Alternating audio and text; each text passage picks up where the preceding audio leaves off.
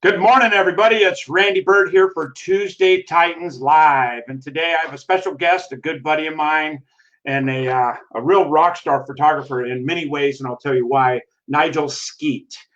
Before I get started, I'd love to just tell you a little bit about Nigel, maybe edify him a little bit, let people start coming on, and we'll get rocking with the show. But Nigel, first of all, welcome and thank you for being on the show today. I appreciate you very much. I appreciate you, You're up in beautiful Redding, California. How's the weather today? Today's amazing. Today it doesn't feel like Oregon. Yeah, I know.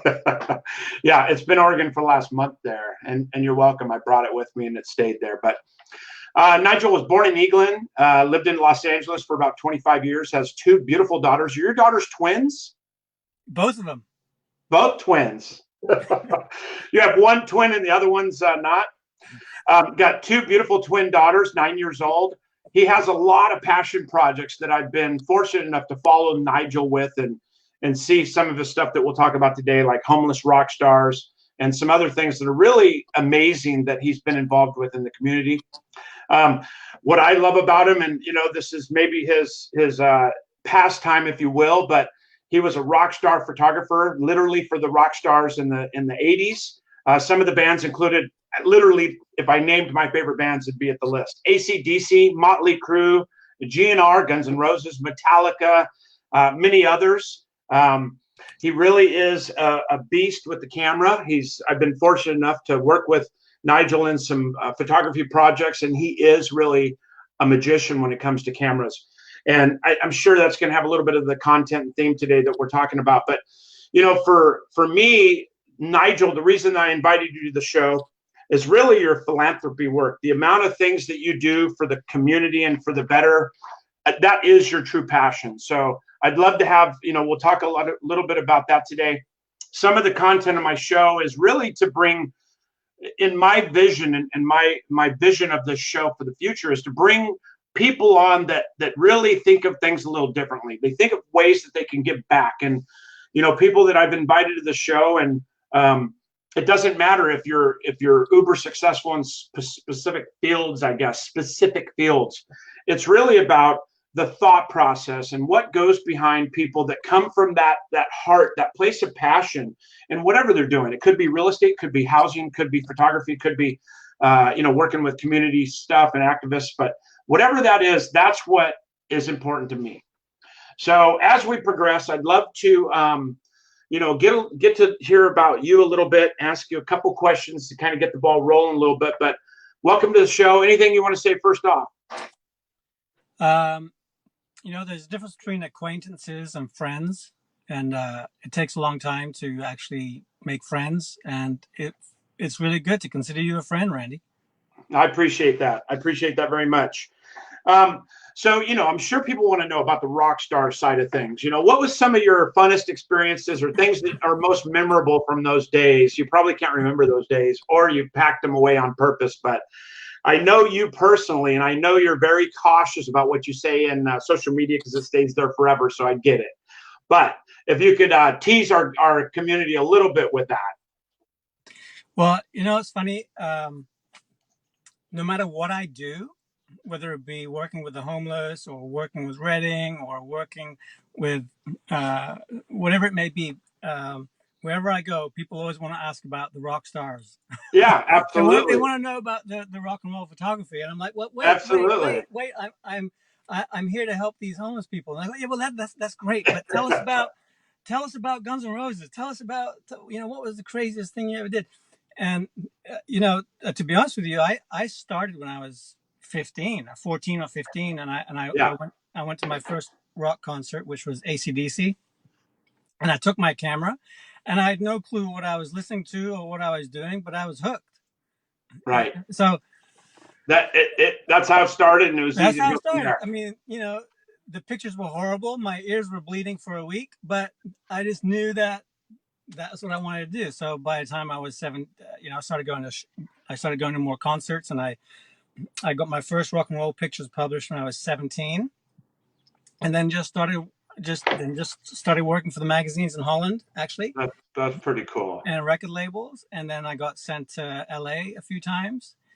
And in December of 1985, I decided I wanted to move to LA. And by March of 1986, I was in LA, and I landed on the Sunset Strip.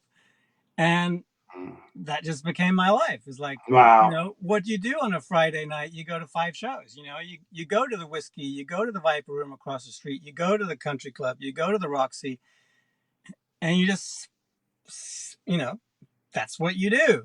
And right, so, right. you know, every photographer in LA is a rock photographer, but you come up to Redding and it's like, do you shoot senior portraits? Yeah. Isn't that the death of a photographer when you start doing senior portraits? And I'm not nothing about seniors. I'm just saying. You know what? You can't comment. I'm 53 now, so I'm old enough to say you are a senior portrait. Like, I'm older than you, FYI, so I can give you shit, bro.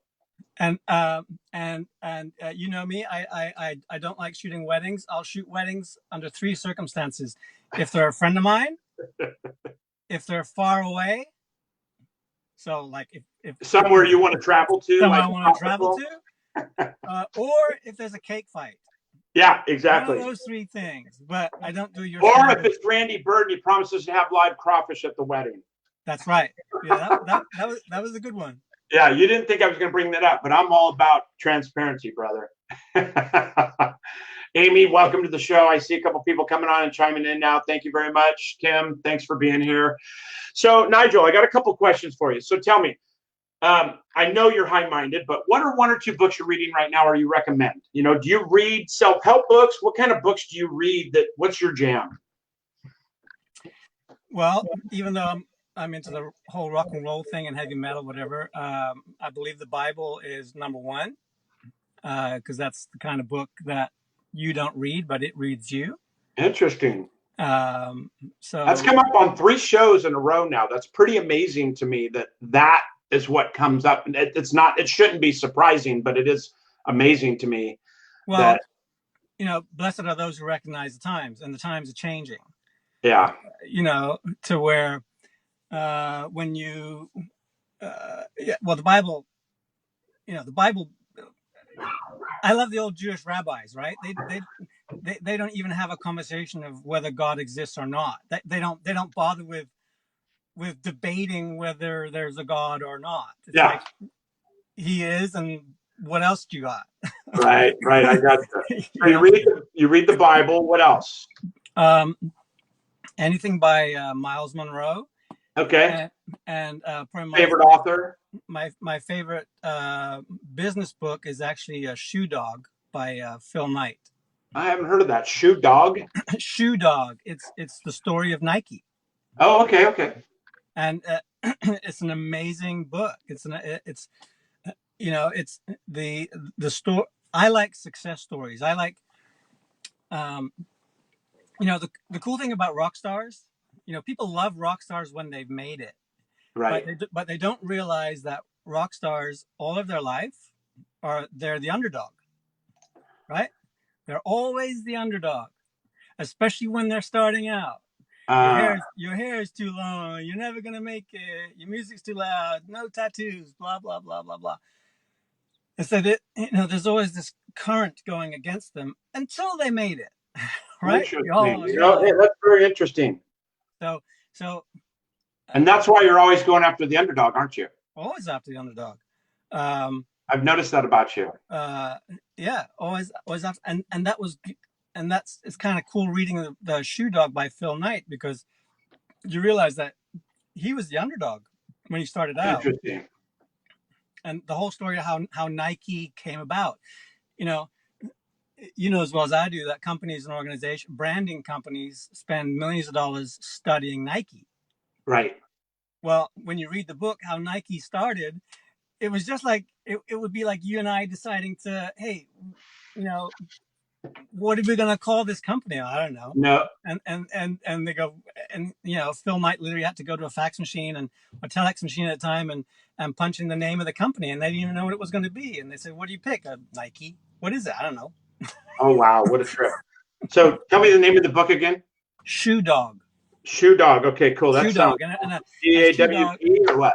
And a shoe dog is actually a term for somebody who is a master in making shoes, and Okay. never, quite think about shoes Cool. and what goes into it. So that's a great nugget. I love it. I'm just devouring books right now, mostly Audible, but I drive a lot, so I just put a book in, and I'm finishing a book a week lately, and it's just been amazing. Well, you'll be happy with Shoe Dog then, because that's 10 hours. Okay, perfect. That's like one drive to Santa Rosa. There Beautiful. You go. Well, I'm not going to go from the Bible to my next question. I'm going to skip a couple so I could get back into the rock and roll theme here. Hey, so tell me, what in the last 5 years, and maybe even longer if you need it to be, but what new belief or what new habit has most improved your life? Because this is a big part of my show. We talk about things that we can get a nugget out of it, right? And all these people that I think are influential titans in the industries of maybe specific industries or just in life as a person. So this is kind of the theme of my show, in my opinion, and what I like people to get out of it. So what is one thing that has helped you change your belief or change a habit for the better? I would say the number one thing by far is the realization, the difference between, and this is biblical, so I apologize or whatever you want to put it, but the difference between kingdom and religion, and that the Bible actually has nothing to do with religion. And when Jesus calls for a kingdom is a system of government, and that the Bible actually was never intended to be a religious book. It's not a religious book. So for me, the biggest thing has been the transformation from religion into kingdom, from religion into government. And so there's no more, getting out of religion has been the number one hallelujah moment for me. Interesting. Very interesting. Because Jesus calls, the first thing he says in ministry is repent, for the kingdom of heaven is at hand. And from that moment on, all he talks about is the kingdom, is kingdom. And I firmly believe that one of the greatest sources of good in the world is the American believer. So we call them the American Christians or whatever it is. But there's one thing missing, and it's not meant to be a judgmental thing, but there's one thing missing from the American believer or American people in general, and that they don't know what a kingdom is. And a kingdom is a true system of government, right? And it's not a religion. And so when you can actually take Jesus or the whole Bible and take it from religion and plug it into kingdom and the legalities of a kingdom government, all of a sudden it just liberates you.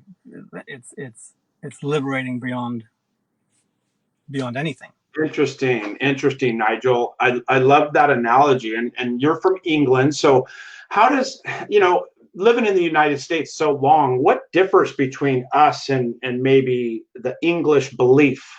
Is there something that you could put your finger on? So, once you step into kingdom, you realize that you actually have a destiny, right? You actually have a purpose. And there's a difference between doing the good thing and doing the right thing. You could do 100 good things, but never do the one right thing, right?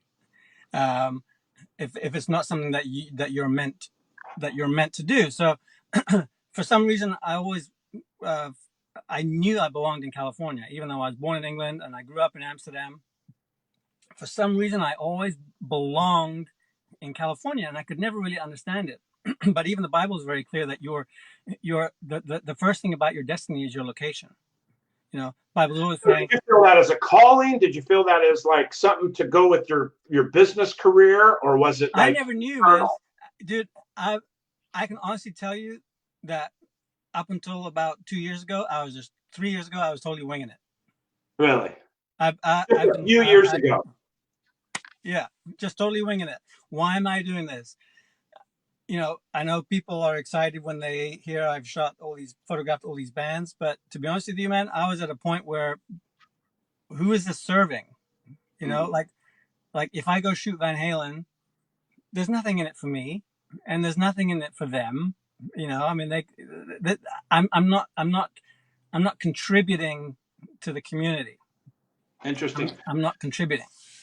So you can have a passion, though, that doesn't contribute, as long as you have a balanced scale of contribution. Would you agree with that? Absolutely. Well, you know, I mean, when your passion aligns, it's amazing, right? Well, many are called, few are chosen, and it's when you get into that. Yeah, you could have passions galore, and but once you tap into your chosen destiny, and you actually say yes, literally all hell breaks loose, and you have no choice. Interesting, interesting.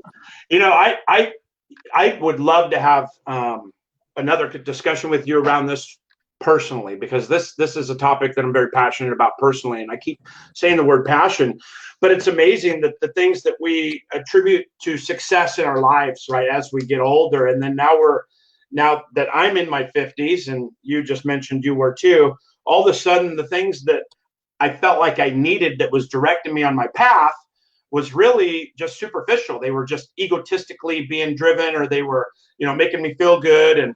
And the more I listened to Gary Vee and Anthony Robbins and all these, Tom Bilyeu's one of my favorites, I'm realizing for me, it's really about that integrity of what your true north is, right? And if that true north aligns with something that you happen to be really good at, or that you're really passionate about, that's a beautiful thing. But when I started giving back without expectation, right? I used to give back knowing that was going to serve me also, right? And we've been in situations like that where even though I was giving, it was really, I knew that there was a rub on the backside for me, my benefit, right? And then when I started giving with nobody being able to know about it, without anybody, ever being able to judge about it, was when I truly opened up and started appreciating the giving piece of it. Well, so that's how it went with homeless rock stars, right? Right. So tell us about that. Tell the listeners about homeless rock stars. I was able to see it in the beginning and watch it through some fruition, but can you give us just a couple minute outline of what that looks like and where maybe it's at the time?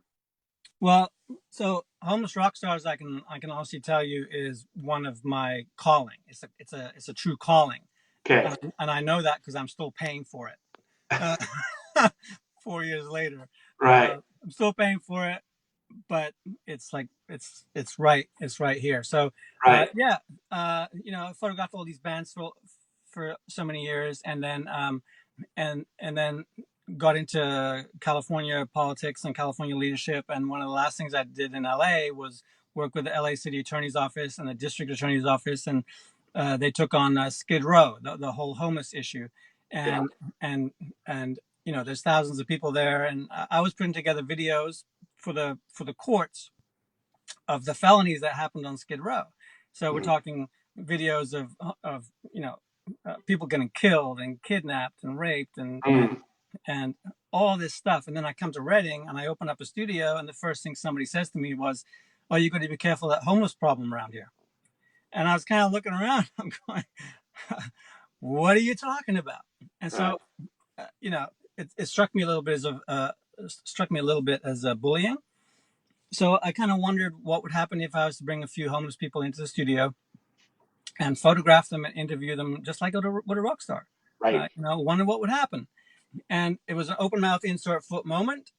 And next thing you know, I'm on the front page of the newspaper, and I committed. I had to do it. So it did. Brought 50 homeless people into the studio. They got hair and makeup, and we didn't change their clothes or anything. They got hair and makeup, and they got their photo session with me, and then they got interviewed. But they got interviewed by members of the community, as if they were a rock star. Right. And it just changed. It changed everybody who was involved. It changed the homeless, but it also changed those who participated. So one thing led to another, I was only going to do it one time, and then I got a random message from a mother up in Seattle who said, "Thank you for treating our daughter like a rock star, and she's home now." Wow. And then another one, thank you, that was awesome. I'm back home in Florida, and blah blah. So wow. And so homeless rock stars became a thing, and of course it became very bling bling. It was very bling bling from the outside, but the moment you dip your toe into it, it's real broken people. Right? Yeah, and it's a very polarizing subject as well. I mean, it doesn't seem like there's a lot of middle of the road when it comes to homelessness. It's either you're on this side and there's some advocacy and some belief in it, or it's like it's something that exists over here, and I just don't want it in my neighborhood or my house. Does that seem true to you? Yes, I think the stigma of homelessness has done more damage than the actual practicalities of being homeless. Mm. Right? And so from a practical sense, somebody's either, I mean, we can make generalized statements, right? But now Homeless Rockstars is in with the kids, so we go into high schools or college and treat homeless kids like a rock star for the day, and it changes their trajectory. But right. when you see homeless people out on the street, people, I always said, who thinks there's a homeless problem? Everybody raises their hand. Who would like to solve the homeless problem? Nobody raises their hand. Okay, we can solve the homeless problem in 10 seconds because, and I'll give the analogy of, you're going through a drive-through coffee shop. You just spent $4 on a latte, and you drive down the corner, and all of a sudden you see a homeless person on the corner, right? And at that very moment, you change, right? Something in you, there's a jolt in your system where you just see that person, and you won't even make eye contact most of the time, right? And then you drive off, and you're affected for the next 30 minutes, or you may even think about it for the rest of the day. Now, up until that moment, that homeless person was standing there on the corner, and he or she was not affected at all by you driving and then driving off. You're right. The one that's affected. Right? And that jolt in your system it's an immediate separation from that person as another human being. And it's that jolt in your system that's the problem. We're both smart people, right? So the problem always resides with the one declaring there's a problem. Right? We say, the problem's over there with them. Right. But the truth is, if we're declaring there's a problem, we're the ones with the problem. Gotcha. Tom Dave's a good buddy of mine. He was on the show a few weeks back. He told me something. I'm pretty sure this credit goes to him, but he told me something that kind of gave me a wow moment. I even wrote wow. It says, awareness does half of the heavy lifting. And at the time he said it, maybe I was willing to receive it. Maybe it was perfect timing, but I just was like, wow, that is true, because some of the fight, 95% of the fight is not being aware of what the problem is. But once you are aware of it, once you feel that awareness, to me, that's like, it's half the work's done, right? Now it's just the other half. So our tagline is, awareness is great, but action is better. Yeah, I hear you. So let's talk about that. You had some things cooking with Starbucks and some big companies that were going to get on the belief train that you have, that you can make a difference, and you were making a difference. And my interpretation of the homeless rock stars was to clean them up, give them photographs of themselves that give them self-esteem. It's like a building block, right? It's a place to start. And by the way, some of your photography was unbelievable. And there was some guys that you photoed that looked like they could have been in a magazine, but yet here they are, homeless. Is that part of the project, was to build that building block for them and self-esteem? Is that where it starts in your belief on that side? The ultimate goal for Homeless Rockstars was to level the playing field, because we say it's us and them, and that's the biggest problem, is we say us and them. And the moment somebody comes into a Homeless Rockstars event, there is no us and them, right? It doesn't matter whether it's a senator coming in to participate, or a bank CEO, or whatever, or a fire marshal, or whether it's some homeless veteran, or it doesn't matter. The cool thing about rock and roll, where it fits, is that it's a level playing field, right? And the other thing is, everybody wants to be a rock star, really. So, of course they do. So the main thing is just to level the playing field. So, you talked about that rock star thing in the beginning and being the underdog. And I've heard you say that a lot. So I do believe that's something that's real true to you, right? That rooting for the underdog. I'll root for the underdog no matter how big they are, right? So I I love the success stories. Even the Starbucks, as big as they are, as Right. big as Starbucks is, right? When they started, people said, yeah, that's never going to happen, right? Right. What are you thinking? What are you thinking? 20 coffee shops, right? Right. Right. So being able to break through and make that happen, you know, uh, even though Google has obviously gotten way out of hand. I mean, I understand that, but even how they started, two guys meeting in line Right. at a movie theater, Right. and they don't even like each other, and they go play with hard drives in a garage, and next thing you know, Right. and Apple, and Google. next thing you know, they have Google. I mean, I remember laughing when I mean, it was, I don't know how many years ago, but seeing the Amazon sign in the garage, and they were talking about this up and coming company. And, I just remember hearing the word Amazon for the first time, and God, this had to be a decade ago. It feels like, right? And I was just like, Amazon, who thought of that? I mean, who comes up with Amazon, And it is what it is right now. It's literally the most recognizable word on the planet. And I love that story too, by the way. I love the story. But that's him. Yeah. Something that I heard again this morning, I've heard the story before, but bamboo, bamboo, it takes 5 years before it breaks the surface. And so imagine watering it with belief that it's going to happen in 5 years. And all the villagers are coming by asking you, what are you doing? I'm watering my crop. Well, how long have you been doing this? Well, I've been doing this for 3 years. I think you need to pick another crop. Have you thought of corn? Anything? No, I got this. And keeps watering. And in 5 years, it breaks the surface. And then it grows 90 feet, literally in 35 to 45 days. So in 5 weeks, it grows 90 vertical feet. And so what is the belief there? Was the bamboo growing for 5 years and 5 weeks, or did it grow for 5 weeks? Right? And so the reason I love this analogy personally is because it really goes into the human soul. If we have a belief, if we believe in something, we can do it. But typically we want to see the results before we believe, right? It's like, show me and I'll believe, instead of believe and I'll show you, right?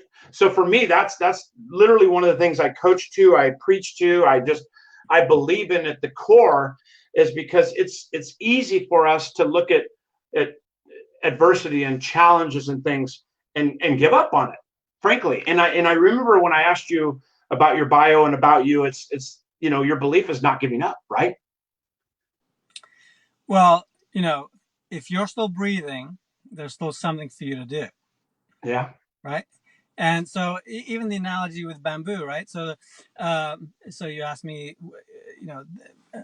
what belief has changed over the last couple of years, and that's the biggest thing for me right now is the difference between your job and your work.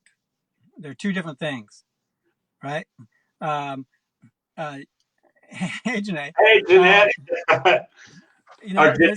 There's a difference between your job and your work, right? So, right. In other words, and this is biblical. Jesus's job was a carpenter. Jesus's work was redeemer, right? His work, what he was meant to do, was redeemer. Moses was a sheep herder, right? That was his job. But his work was taking the people out of Egypt and parting the Red Sea and writing the first 5 books of the Bible, or stuttering murderer, right? That was his work. So when you water bamboo for 5 years, you have faith in that bamboo is working the way it's intended to work, right? You know that it's working. Right. And so, when a bird is flying, you don't know, you have belief. That's right. Right. But you know that it's going to be a bamboo, and if all of a sudden out comes an orange tree, it wasn't working, right? Right. So just the difference between your job and work is a big deal. I love that. So you mentioned you had some of your biggest breakthroughs in the last 2 to 3 years, which kind of blows my mind, right? Because I'm on a similar path as you, and we've had some discussions around business and stuff. But last couple questions. Do you have a morning routine that really is your rock? I'm such a big proponent of morning routines. And there's a lot of different variations of morning routines, and I have something that I believe in that works for me, and I can totally tell when I don't use it. But do you have a morning routine that you can share with the audience? Well, the older I get, the simpler it gets. And so when I wake up in the morning, the first thing is, oh, thank you, I got another day. I like it. You know, is the first thing in the morning is gratitude. And that's I the do first that thing. too, by the way. Literally, I have 2 alarms set. My first alarm is my gratitude alarm. It allows me to wake my brain, and then just immediately it says gratitude. I hit pause or I hit snooze, and it gives me 15 minutes to lie in bed in a semi-sleep state and live in gratitude. And it's literally the first thing that I do every morning when my brain wakes. Yeah, is gratitude. And then the other thing is what I do is I actually contemplate if I had any dreams or not, and actually sit in the dreams, because Oh yeah, your spirit subconscious. your spirit never sleeps, right? Interesting. Hmm. Only your body and your soul needs sleep, but your spirit never sleeps. So Interesting. one reason why we dream is your spirit is always going, and it's always blah blah blah blah blah blah blah blah. So it's very important for me anyway to pay attention to dreams. Interesting. I like it. Because it's in there, and then of course, within 5 minutes it's time for caffeine. Yeah, right. That's me too. FYI, it might even be sooner than 5 minutes, but okay. So, you've been through multiple businesses. Matter of fact, you're probably a serial entrepreneur. You've got all these different, think tanks and brainstorming things that you're doing. What advice would you give a new business person entering into any venture, and what advice should they ignore? Do you have anything that would fill those? Um, I would say the single biggest component starting out is to be grateful. Okay. That's the number one thing. If I could, I don't do regrets at all, because it's a waste of time. But if I could go back, is to consciously be grateful Mm. of especially if you're in the United States or any kind of Western. Come on, seriously. You don't have to schlep 5 miles with a bucket of water on your head. I know. So grateful. And the single biggest advice is always go with your gut. Yeah.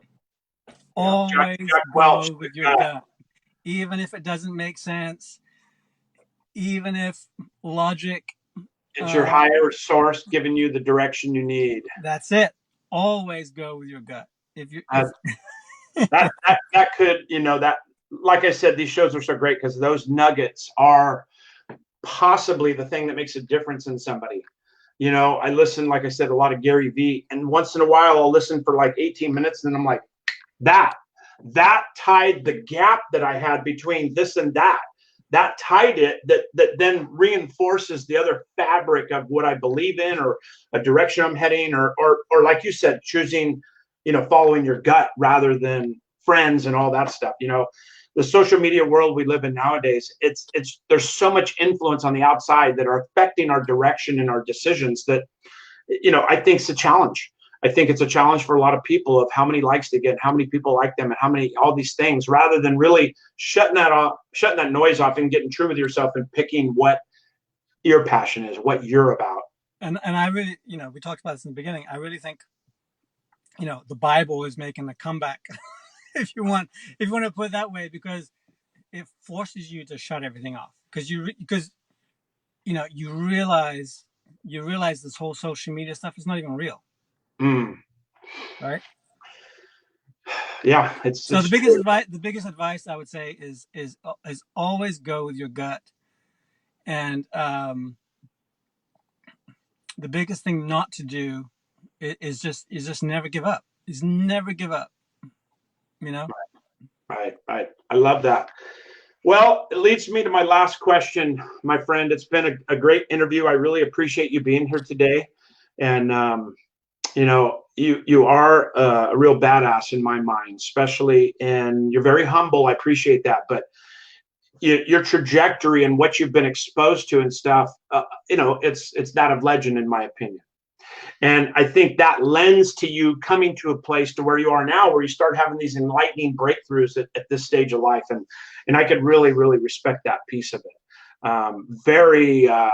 It's very near and dear to my heart, obviously, right? So last question, what career accomplishment makes you the most proud and why? Definitely Homeless Rock Stars, just because. So in your career of filming and photographing literally the greatest names in planet Earth, that is your greatest accomplishment? And I'm saying this because I'm impressed by it. No, seriously, I mean, yeah, I photographed, I was Poison's designated driver, and I've been around all these bands and all this stuff, and it's great. Okay, I will tell you one thing. There's nothing more magical than being in a small room. So back in the 80s, there was always a difference between a band that made it and a band that didn't make it. Yeah. And so there's thousands of bands that didn't make it. But I remember one day in the 80s, 85, 86, being in a rehearsal room with Guns N' Roses. And it's like, holy crap. Like, whatever this is, it's going.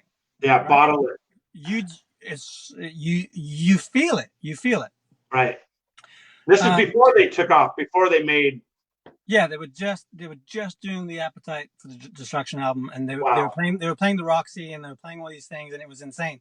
Right. But just the supernatural energy in the room when nothing's plugged in, right? It's just five guys. Yeah. And all of a sudden they plug in, and all of a sudden, boom! There's this thing, and it's beyond powerful. So yeah, got all those stories, but after a while, it gets I don't want to say vanity, but and to be honest with you, even though I was around all the decadence, it was all around all the sex and around all the drugs, I never partook of it. I'm 53, and even though I was around tons of guys snorting coke and doing all this, I've never done drugs. Right? No kidding. I've never done drugs. I didn't want to presume, but that is I mean, you're the driver for Poison, right? I mean, well, you pick them up in the evening time, and they'd be fine. They look great, and then at 2:00 in the morning, they're all hanging out the window throwing up. I'm like, what fun is this? How can this possibly be fun? To be. But I must tell you though, some of the guys from Poison are really good. Bret Michaels is an amazing guy. I remember the first time I met Bret Michaels, small apartment somewhere. I'm like, this guy is amazing. Now you can taste, when talent's in the room. It's like, okay, this but after a while, like I said, what am I contributing? And it wasn't until Homeless Rock Stars came around where all of a sudden, for me, there was nothing in it anymore. Yeah, a photograph Metallica or Avenged Sevenfold, whatever. It doesn't matter. It's been my life. But when a homeless person comes up to you, I still remember the first time one of the homeless people came up to me and said, "Wow, you photograph Metallica?" I'm like, "Yeah." And now you're photographing me. That's amazing, right? So all of a sudden there was a value, right? A value in what I'd done for somebody else. I gotcha. Right? And that was great. And so even to this day, when we do the Homeless Rock Stars, for some of the 20-year-olds, and they go, "Oh, you know so and so, so-and-so. Oh, that's amazing. You photograph?" Yeah. I'm like, "Yeah, do you want to talk to them on the phone?" And I'd pick up the phone and they'd call and they'd be freaking out. So then it's worth it. Right. That's true. I got it. So in my opinion, whatever you can do to alter somebody's trajectory in a positive way is worth it. Because the bottom line is, I will tell you, to be honest with you, people did that for me when I started out.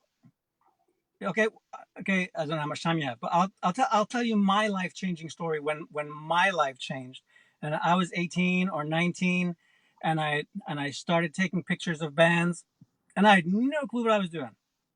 like no clue. I just know I had my camera, lens, like I had no clue. But I had accessed all these bands.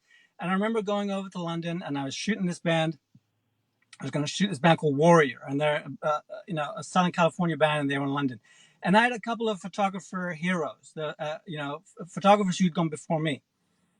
And one of the big ones, one of the big guys is Ross Halfin, English photographer. He's older than I am, and he was shooting Kiss and Metallica, and he's an amazing photographer, much better than I am, much bigger.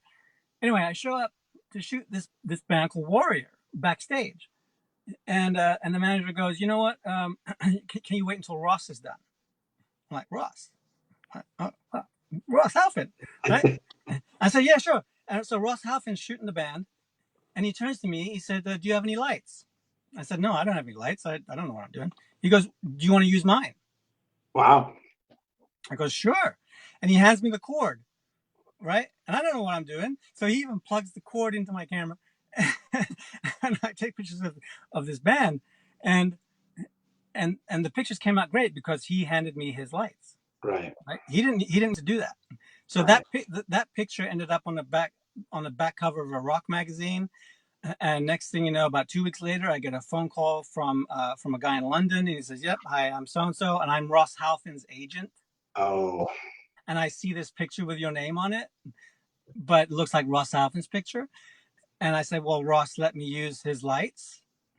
Okay, great. By the end of the conversation, he was my agent. Oh, I'll be down. So just because somebody handed me Ross, he handed me the cord. Right. And it just changed my trajectory. So one of the things I'm always with that. So one of the things, but I didn't realize that until 10, 15, 20 years later. So now with Homeless Rock Stars, for me, I'm just handing them the cord. I'm just handing them the cord, and they don't even know. Right? I'm done talking now. Sorry. No, that's okay. I'm actually putting that on the screen. I love that. Hand them the cord. I love that, brother. Listen, Nigel, it's been a real pleasure having you. I really appreciate your time today and the stories and the wisdom. And you are a rock star on many levels in my mind. And I appreciate all you do, both for the community and for the homeless community and beyond. I'm excited to see what's next for you. I know you're never being tied down, so keep me in the loop on that. But thank you for being here. I appreciate you. And again, everybody, thank you for being on the show today. And Nigel, SKEET, you're a good man. I'll talk to you soon.